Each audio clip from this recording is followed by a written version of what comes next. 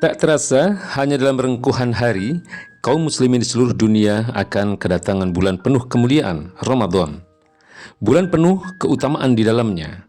Allah Subhanahu wa Ta'ala melipat gandakan pahala, menurunkan rahmat dan ampunannya yang berlimpah ruah bagi para hambanya yang berpuasa di dalamnya dengan penuh keimanan dan hanya mengharap ridhonya. Rasulullah Shallallahu Alaihi Wasallam bersabda, "Man shoma Ramadan imanan wa ihtisaban, ghufira lahu ma taqaddama min dzambih." Siapa saja yang berpuasa Ramadan dengan penuh keimanan dan hanya mengharap pahalanya, maka dosa-dosanya yang telah lalu akan diampuni. Hadis riwayat muttafaqun alaih. Allah Subhanahu wa Ta'ala meletakkan banyak keutamaan pada bulan Ramadan melebihi bulan-bulan yang lain. Baginda Nabi besar Muhammad SAW menyebut Ramadan sebagai penghulu bulan. Beliau bersabda, "Syaidus syuhur syahru Ramadan, wa sayyidul ayyam yaumul jumu'ah." Penghulunya bulan adalah Ramadan dan penghulu hari adalah hari Jumat. Hadis riwayat Ibnu Abi Ad-Dunya. Di antara keutamaan dan kemuliaan bulan Ramadan adalah: pertama, Ramadan adalah bulan pembakaran atau penghapusan dosa-dosa. Ramadan dari kata Ramado, bermakna panas. Para ulama menyebut Ramadan sebagai bulan panas yang membakar atau menghapus dosa-dosa orang-orang yang beriman. Dalam riwayat Anas bin Malik, Rasulullah Shallallahu Alaihi Wasallam bersabda, "Innama syumiya Ramadan li'annahu yarmidud dzunub."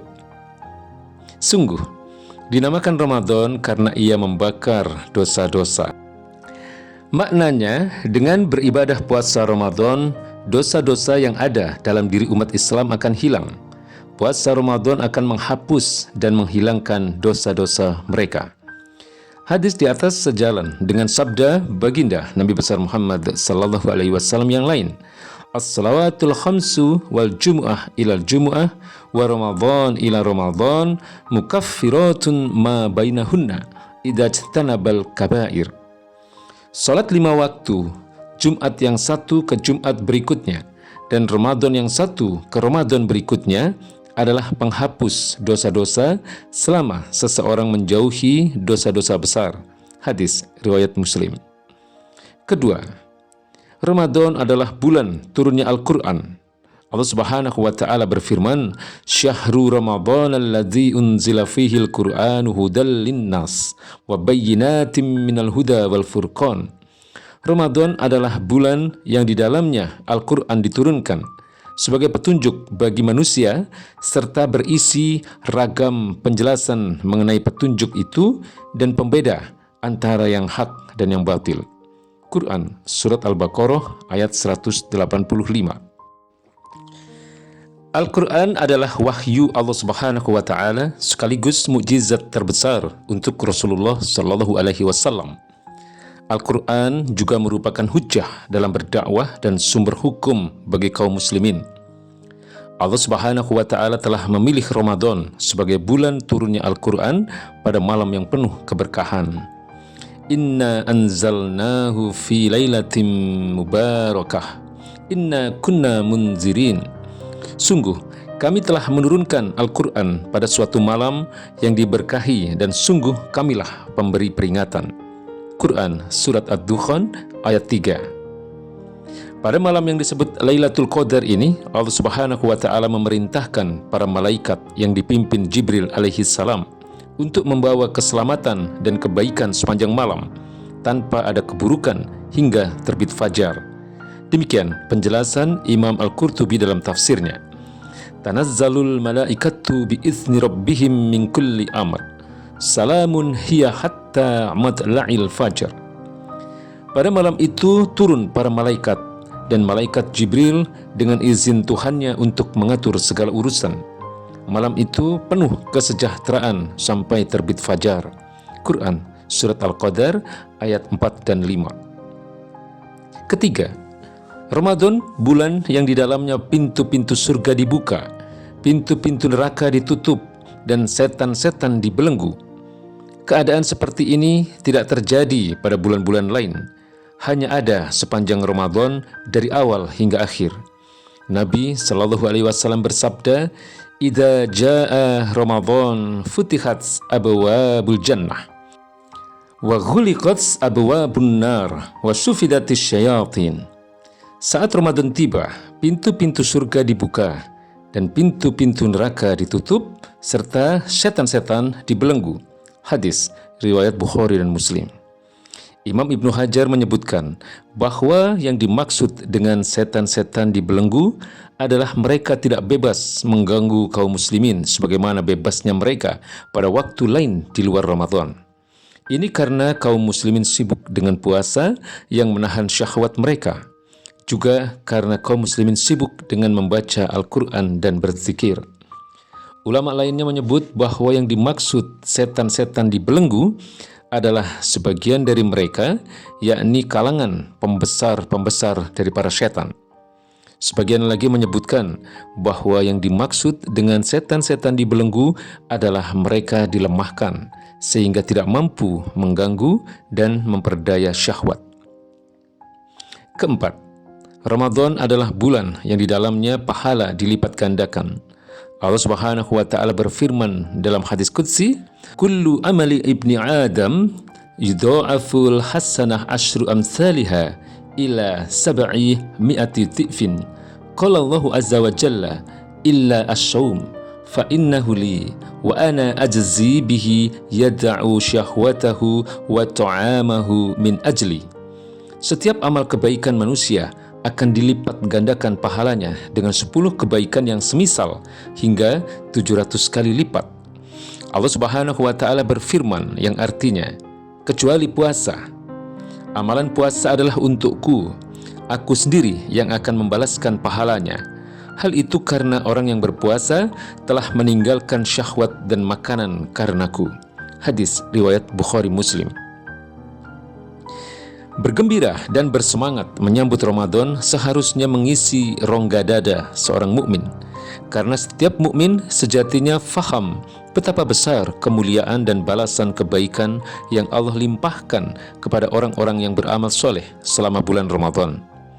Imam Ibnu Rajab Al-Hambali berkata, sebagian salaf berkata, dulu mereka, para salaf, berdoa kepada Allah selama 6 bulan agar mereka dipertemukan lagi dengan Ramadan. Kemudian mereka juga berdoa selama 6 bulan agar Allah Subhanahu wa taala menerima amal-amal soleh selama Ramadan yang lalu. Kegembiraan itu karena selama 1 bulan mereka akan dinaungi keberkahan yang di dalamnya pintu-pintu surga dibuka, pintu-pintu neraka ditutup, dan setan-setan dibelenggu. Di dalamnya setiap doa dikabulkan, ampunan diberikan, dan ganjaran amal dilipat gandakan. Orang-orang yang berpuasa selama Ramadan juga dibahagiakan 2 kali oleh Allah Subhanahu wa taala, yakni saat berbuka puasa dan saat berjumpa dengannya, dengan Allah Subhanahu wa taala kelak di dalam surganya. Meski demikian, sikap mawas diri juga sepatutnya dimiliki.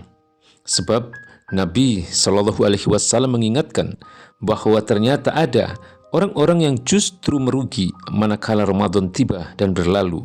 Sabda beliau, "Qala li Jibril, raghima anfu 'abdin dakhal alaihi Ramadan falam yughfar lahu." Fakultu amin. Jibril alaihi salam berkata kepada diriku, sungguh sangat merugi seseorang yang masuk ke dalam bulan Ramadan lalu tidak diampuni dosanya. Maka aku pun mengucapkan amin. Ya Allah, kabulkanlah. Hadis riwayat Bukhari. Mereka yang merugi selama Ramadan disebabkan 2 hal. Pertama, mereka mengerjakan ibadah shaum, tarawih, dan beragam amal lainnya bukan karena iman dan mengharap ridha Allah Subhanahu wa taala. Mereka beribadah dengan riya dan sum'ah, seperti untuk pencitraan misalnya. Saat demikian, gugurlah pahala-pahala dan kesempatan mendapatkan maghfirah dari Allah Subhanahu wa taala. Sebab syarat untuk mendapatkan maghfirah dari Allah Subhanahu wa taala adalah beramal semata-mata karena iman dan mengharap ridhonya. Rasulullah SAW bersabda, "Man shoma Ramadan imanan wa ihtisaban, ghufira lahu ma taqaddama min dzambih." Siapa saja yang berpuasa Ramadan dengan penuh keimanan dan semata-mata mengharap ridho Allah Subhanahu wa Ta'ala, maka diampuni dosa-dosanya yang telah lalu. Hadis riwayat Bukhari.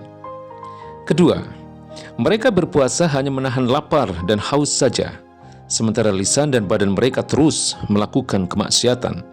Rasulullah SAW bersabda, "Rubba sha'imin khadzufu min syiyamihi al-ju' wal 'atash." Boleh jadi orang-orang yang berpuasa itu ganjaran dari puasanya hanyalah rasa lapar dan dahaga. Hadis riwayat Bukhari.